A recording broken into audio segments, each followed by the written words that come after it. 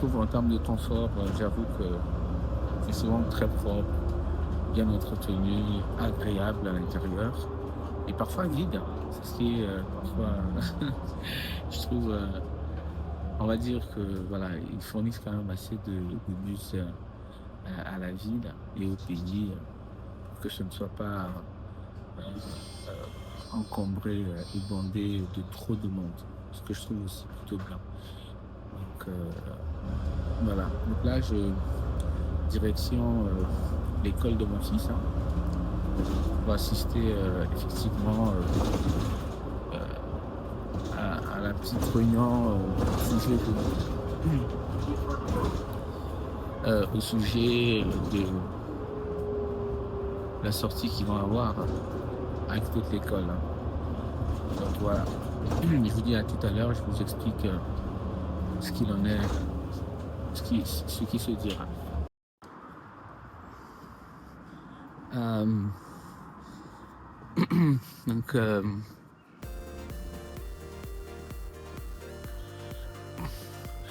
Donc là, ok, je marche un peu parce que j'ai dû m'arrêter un peu plus devant.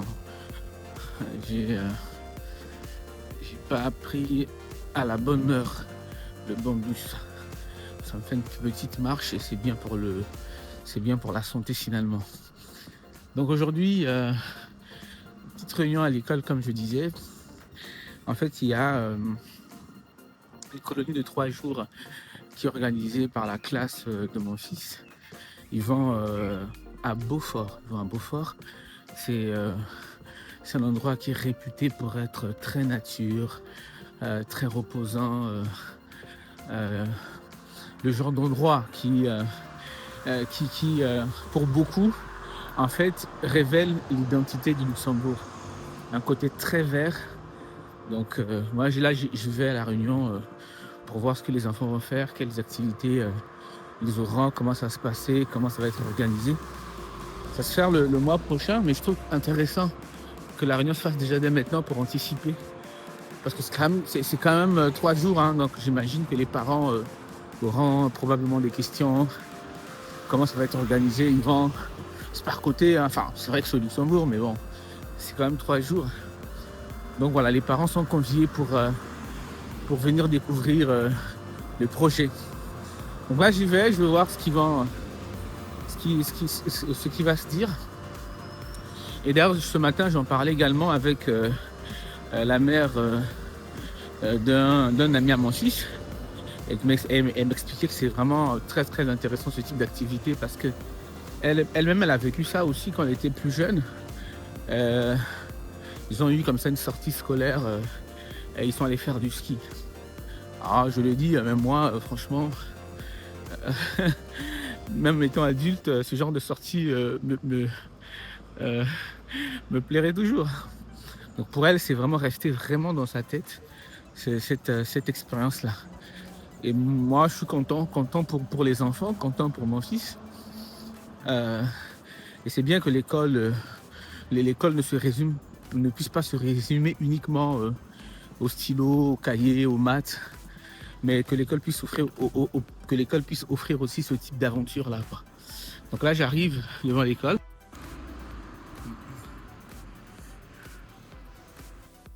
Bon, je viens de sortir de la réunion avec avec l'école, à la classe de mon fils, et puis son Alira, comme on dit ici, son instituteur. Alors, donc le voyage est prévu pour le mois de juin à Beaufort. Comme je disais, c'est un endroit qui a une très très belle réputation. Ils ont plein de choses à faire. Il y aura des endroits à escalader. Je vois, ils vont escalader un mur d'escalade. Ils vont visiter le château de Beaufort, franchement. Il y aura des promenades et des jeux dans la nature. Il y aura un aire de jeu indoor à l'auberge. Et puis probablement la visite de la ville d'Echternach. Et puis je pense qu'il y a un kiff ici. Je crois que tous les enfants vont certainement vouloir. Alors c'est vraiment à condition que le temps soit favorable. On dit il y aura la piscine En fait, il y a une piscine à Beaufort en plein air. Et là, j'imagine le bonheur des enfants, quoi. En tout cas, franchement, c'est une très très bonne chose. J'apprécie l'idée. Comme je disais, je pense que l'école ne doit pas simplement se résumer aux maths. Voilà, elle ne doit pas simplement se résumer aux maths. J'essaie de tenir en même temps. Et j'essaie de tenir en même temps de lire le petit résumé de la sortie. C'est pas évident. Alors, la participation. J'aime bien le texte qu'ils ont mis dans le support là. Un voyage en classe constitue une aventure précieuse pour le développement personnel des enfants et du groupe constitué par la classe. Voilà, je suis d'accord. À mon avis, pour le développement personnel des enfants, il n'y a pas que les maths, il n'y a pas que les sciences, quoi. Il y a aussi, je pense, à mon avis, ce type d'activité. Franchement, c'est bien organisé. Par contre, pour le matériel à prévoir, ça fait une vraie petite valise. Alors, des sous-vêtements, des paires de chaussettes, des pantalons longs, des shorts, des pullovers, des t-shirts, un maillot de bain, un bonnet de bain, une veste contre la pluie, des chaussures solides, des chaussures normales, des baskets qui vont porter à l'intérieur, des pantoufles, idéalement un pyjama. Bon, après le reste, ça c'est voilà. Dentifrice, savon, essuie-main, gomme toilette, peigne, brosse, mouchoir, crème. Pour ceux qui ont des cheveux longs, élastiques, casquette, sac à dos, bidon, lampe de poche, livre journal et smartphone interdit. C'est bien ça. C'est vraiment bien pour les enfants qui sont devenus accros au téléphone. Ça va être vraiment bien pour eux pendant les 3 jours de ne pas avoir de smartphone sur eux, quoi. Après, quelques dispositions médicales aussi qui sont prises pour les enfants qui suivent un traitement, qui auront besoin de médicaments. Voilà, fournir un certain nombre d'informations au cas où. Franchement, non, je trouve que c'est très bien organisé. Très bien. Très bien. Je pense que ce soit dans les activités, dans l'organisation, c'est une très très bonne chose. Moi, j'ai fini donc ma réunion. Et donc là, je vais prendre mon bus qui arrive dans 4 minutes. Techniquement, je suis pas loin de chez moi. Mais bon, marcher maintenant jusqu'à la maison, je réfléchis. Est-ce que je fais un peu de sport? Ou est-ce que j'attends le bus? Ah non, bon bah, écoutez, je vais marcher un peu parce que de toute façon, j'ai 2-3 éléments à prendre dans un supermarché avant de rentrer. Voilà, donc ça c'est une des raisons pour lesquelles, à titre personnel, j'ai choisi de travailler à mon compte. C'est vraiment pour avoir cette liberté-là. On parle beaucoup d'entrepreneuriat aujourd'hui. Et je vois que pour beaucoup, l'entrepreneuriat vise à être multimillionnaire. Le but de l'entrepreneuriat pour beaucoup, c'est de viser, je sais pas moi, l'idée d'être riche. Moi, au fond, oui, bien sûr. Quand on peut davantage, si vous voulez, avoir un meilleur confort sur le plan financier, il ne faut pas du tout hésiter. Moi je l'encourage. Mais pour moi, l'entrepreneuriat, c'est surtout la liberté. La liberté de pouvoir passer un peu plus de temps avec sa famille. La liberté de choisir. Ça ne veut pas dire qu'on travaille moins et qu'on glande, c'est pas ça. C'est juste qu'on a une certaine maîtrise de notre planning. Et pour moi, par exemple, aujourd'hui, avoir la liberté de participer à ce type de réunion, d'être présent, de voir, de suivre comme ça le développement de mon fils, honnêtement, c'est pour moi la plus grande de toutes les richesses, quoi. Donc pour moi, l'entrepreneuriat, dans un premier temps, le but c'est ça, c'est cette liberté, cette possibilité de choisir comme ça, librement, de ne pas avoir à courir, de ne pas avoir à demander des permissions. Si on s'en est pas mauvais, quand on est dans une entreprise, il faut un minimum d'organisation. Mais parfois, effectivement, l'organisation est faite de telle sorte que vous n'avez pas tellement le choix. Vous ratez des réunions, vous ratez des événements importants de la vie de votre enfant, vous ratez des moments extrêmement précieux parce que voilà, vous êtes soumis à une organisation qui ne vous permet pas d'avoir la liberté de gérer votre temps, de gérer votre emploi du temps. Et moi, c'est une des choses que je recherche effectivement, que je recherche, que j'ai recherché, que je recherche dans le fait de travailler à 50, quoi.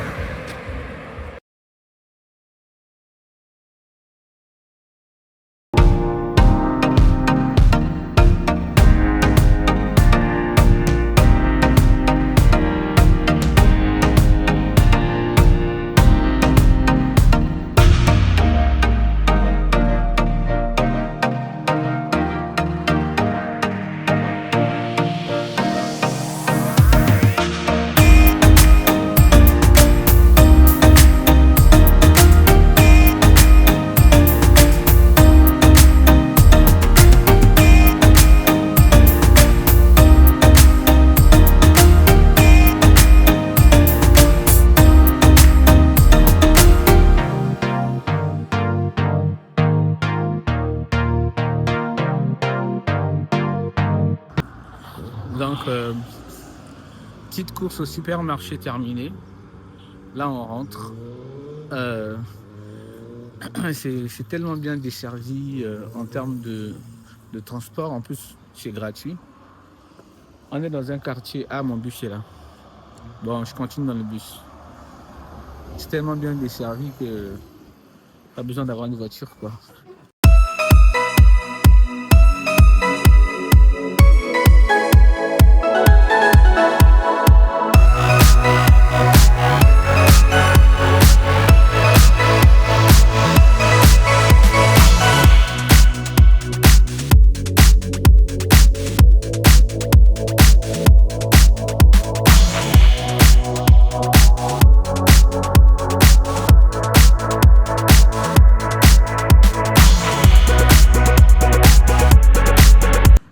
J'ai la chance de vivre dans un endroit du quartier où j'ai accès au tram et puis j'ai aussi à côté un arrêt de bus.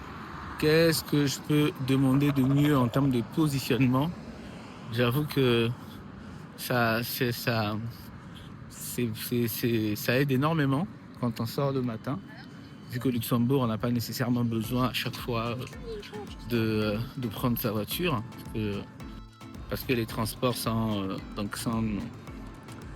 gratuits et ça dessert assez bien, quoi. Donc voilà. Donc je vais faire un petit détour avant de rentrer. Puisque j'ai un petit rituel, je vais faire un petit détour avant de rentrer. J'ai un petit rituel. Pour moi, dans mon quartier, il y a un endroit où l'on vend, à mon sens, le meilleur pain du Luxembourg. C'est mon avis, hein. Mais voilà. Donc, comme je vous disais tantôt, pour moi, ce type de sortie, c'est extrêmement important. Donc, je trouve que c'est très bien. L'école, de manière générale, ici, elle n'est pas parfaite, mais je pense que ça offre, à mon avis, un très bon cadre pour apprendre aux enfants, honnêtement. Pour avoir connu d'autres systèmes scolaires, d'autres systèmes éducatifs, je peux dire que franchement, l'État luxembourgeois investit énormément pour donner un cadre agréable aux enfants, leur permettant d'apprendre dans les meilleures conditions et de se construire un vrai capital de souvenirs. Parce qu'au final, ce type d'expérience nous marque et parfois nous construit. Donc je trouve ça vraiment intéressant. Et puis autre chose aussi, une petite réflexion qui me passe à l'esprit, je veux vous montrer. Là, ce sont les rues du Luxembourg, les voies. Vous voyez qu'elles sont quand même relativement assez propres. On parle parfois d'insalubrité dans certaines villes, d'hygiène des voies publiques. Et parfois on se plaint en disant ouais, mais les États, les gouvernements ne mettent pas en place les moyens. En partie, c'est vrai, ouais. Mais je me dis, même si l'État a organisé effectivement l'hygiène de la ville, pour que des rues comme ça, sur des centaines de mètres, soient propres à ce point, à mon avis, il faut qu'il y ait une certaine éducation. Il faut qu'il y ait un certain civisme.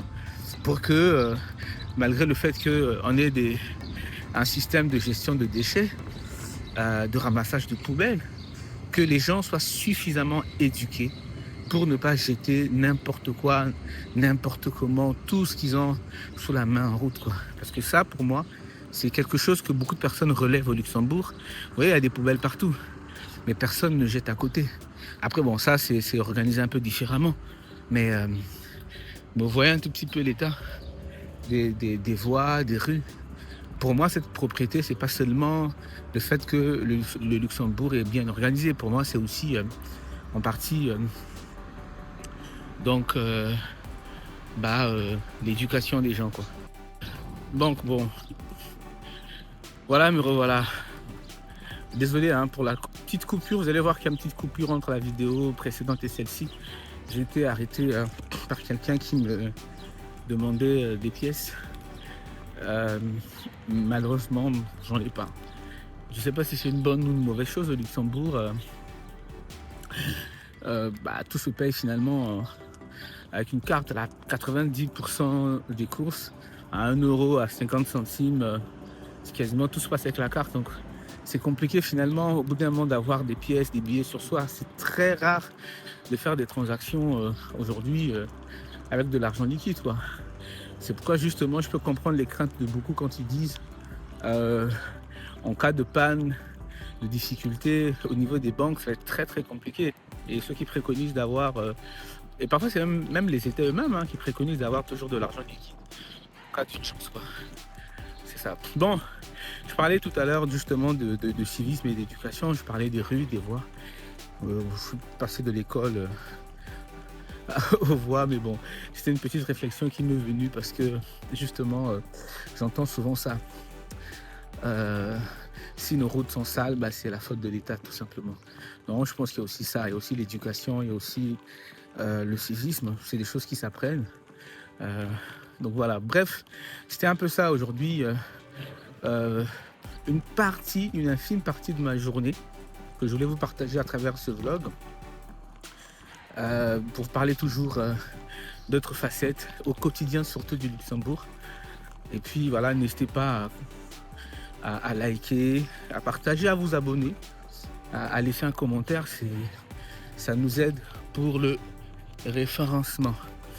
Et puis je vous dis à bientôt hein, pour d'autres vidéos. Salut, bye bye, comme on dit ici, Adi.